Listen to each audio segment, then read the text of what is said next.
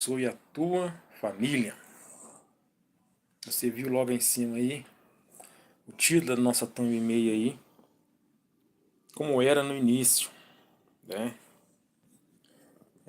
Passando para te desejar um bom sábado, né? Um sábado abençoado para você, para sua casa. Você que está fazendo trabalho, você que está indo, ou você simplesmente que está aí com o sábado dedicado para as coisas de Deus, né? Na leitura, na oração, no jejum, né? No propósito. Que Deus abençoe.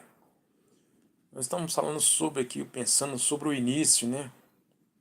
Como era o início, lá atrás, quando era muito mais difícil, complicado até, para aqueles nossos contemporâneos, aqueles nossos irmãos que enfrentaram diversas circunstâncias difíceis para resistir o Evangelho de Cristo, a tal tamanha afronta que eles enfrentaram, que tem certo ponto, até um texto da Bíblia falar que qual a terra, né, não era digno deles, né?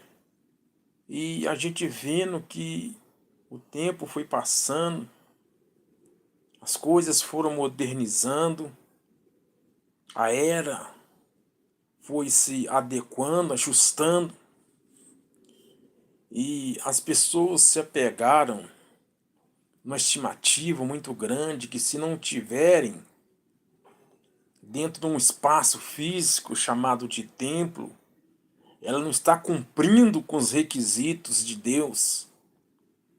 As pessoas colocaram, talvez na sua própria mente, que se elas não estiverem dentro de um espaço, templo, elas não estão cumprindo com um requisito divino, quando na realidade a gente vê que isso não é bem assim. Se você ler o livro de Atos 28, 30 até o 31, a Bíblia vai dizer que Paulo, por 2 anos e meio, ele alugou uma casa, o qual nesse lugar, nesta casa, ele recebia todos os irmãos, recebia todas as pessoas em comuns, em oração, e falava do amor de Cristo, falava do amor do Senhor. Então, muitas das vezes, nós temos esse taxismo de... Tem pessoas que até adoecem se em falar que não vai ficar só dentro de um templo físico, quando na realidade o Evangelho de Cristo ele é muito mais abrangente que está localizado só no endereço. O tradicionalismo, às vezes, que as pessoas possam carregar dentro de si. Às vezes eu ando nas feiras, eu vou passando nas feiras aos domingos, e às vezes a gente observa e fala, Senhor, como eu agia também daquela maneira, como eu era daquele jeito, e aí a gente vai vendo como que você vai observando o Evangelho. Às vezes a pessoa pega a Bíblia e vai passando, não cumprimenta ninguém, não para falar com ninguém, somente vai em direção ao templo, só que importa, e segue o seu caminho, às vezes sem dar um bom dia, sem ver perguntar como a pessoa está, quando na realidade o Evangelho de Cristo é a preocupação com os outros. Quando eles foram fazer lá o lava-pés, não tinha necessidade que Jesus, por ele ser o Senhor, lavasse os pés dos seus discípulos, por ele ser o mestre. Mas o que nós vemos foi ao contrário. Quando puseram aquela bacia com água e Jesus chamou os apóstolos e começou a lavar os seus pés, até que chegou em Pedro e falou, não, Senhor, mas não, de forma alguma. O Senhor está se humilhando demais e eu que tenho que lavar os seus pés. E Jesus falou, Pedro, se eu não lavar o seu pé, não terás parte comigo. O que mais me convém não é eu ser servido, mas eu servir. O Evangelho de Cristo é servir. Aí às vezes a gente fica notando como é que eu era assim, passa no meio das pessoas e vai em direção só ao tempo, quando na realidade o Evangelho é servir. É perguntar como é que você está. Tudo bem com você? Você precisa de alguma coisa? eu posso te ajudar. E às vezes nós colocamos só o paradigma só lá dentro de uma instituição, quando na realidade o Evangelho de Cristo ele é muito mais abrangente do que estar resguardado num espaço físico. No início era assim, quando começou a igreja primitiva, os irmãos eles tinham que fugir de casa por casa, porque a perseguição era muito violenta, muito ferrenha, até dentro de grutas e cavernas eles buscaram a presença de Deus. Quando o imperador Constantino começou a pegar pesado, naquela época, a perseguição, eles tinham que esconder em cavernas, em buracos. Você acha que eles ficavam ali só escondidos, mas ali eles buscavam a presença do Senhor, então quer dizer que não valia nada. Ele está buscando de dentro dos buracos, das cavidades, não servia, porque eles não tinham um templo, então, não. Tudo quanto esforço que eles fizeram, mesmo estando fora de um espaço físico, serviu para Deus. Às vezes achamos que nossas vidas só têm efeito quando nós estamos dentro de um templo, quando na realidade, tudo quanto nós fizermos para Deus, aonde quer que estamos, de coração, o Senhor recebe. Paulo começou naquele lugar 2 anos e meio. Recebia os irmãos, recebia os povos na sua casa. Hoje é tão difícil, se uma pessoa orar em casa ou chamar alguém para ir orar em casa, tem determinados lugares que tem até disciplinas, regras para banir, para punir quem faz oração em casa ou faz um tipo de determinação na seu lar. Quando na realidade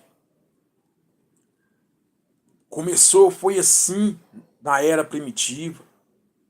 Eles iam de casa para casa e oravam uns pelos outros. Hoje é tão difícil. Muito mais quando tiver um enfermo, se a pessoa desapareceu ou sumir, ninguém nem sabe por quê, e dificilmente alguém vai visitá-la, vai fazer uma comitiva para ir orar por ela. Se a pessoa caiu num laço de enfermidade, talvez não está possibilitada de ir mais no templo físico. Caberia ao corpo de Cristo, a membresia do corpo de Cristo, ir visitar, e orar, interceder por aquela alma, por aquela pessoa.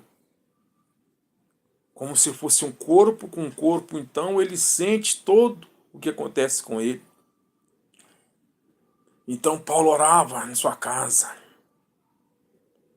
Paulo buscava na casa que ele tinha alugado.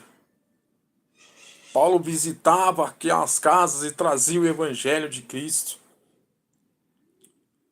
Até aquela mensagem que Paulo dava naquela casa, quando ele havia chegado, foram tão maravilhados aquele culto naquela casa, que estendeu o horário naquela casa até altas horas da madrugada, está escrito na palavra, que Eutico, um jovem, adormeceu da janela e caiu.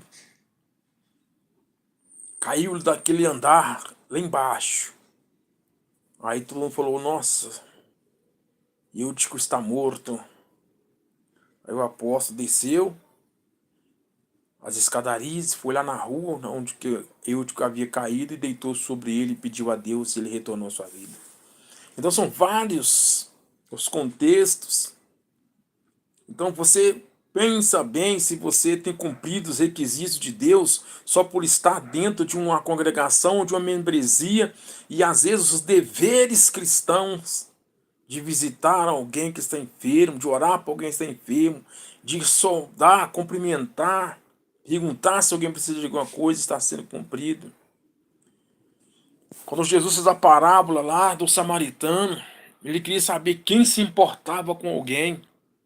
Todo mundo passava de largo, todo mundo passava de longe, mas veio logo um estrangeiro, que era o mais odiado, que talvez por a prática que Samaria fazia antigamente, mas foi o samaritano que pegou aquele homem machucado, ferido, colocou sob essa cavalgadura, levou ele para um abrigo, e deixou ele lá sendo cuidado, diz o que ele consumia aqui na volta eu o pagarei.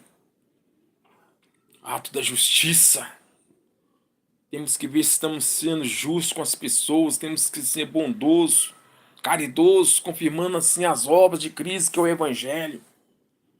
Se temos curado as feridas das pessoas, carregado sobre os nossos ombros, talvez não, mas através das nossas orações, das nossas súplicas.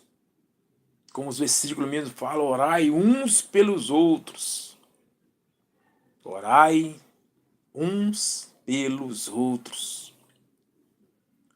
Então, a oração não pode ser mencionada só direcionada para um lugar.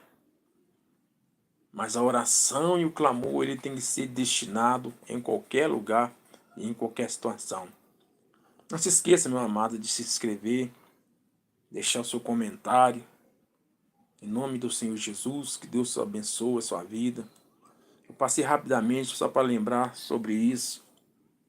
Às vezes tem que pedir autorização para ir visitar, eu tenho que pedir autorização para visitar o fulano que está enfermo, quando na realidade já é a prática obrigacional nossa de estar ajudando aquele que está doente, buscar pelo que está enfermo.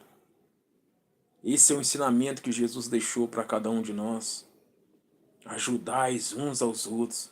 Ele não rejeitava nenhuma ação que era lhe pedida. Senhor, vai em minha casa. Senhor, vai no meu lar. Senhor, visita tal. E ele sempre estava disposto. Então nós temos que estar adequados ao que o ensinamento que Jesus deixou. Observar o irmão que sumiu, que está doente, que está enfermo. Que às vezes o médico até desenganou. Aí agora era a hora de nós entrar com o quê? Com nossas orações, com a nossa fé. Buscar pelo outro. Cobrir o outro de oração. Né?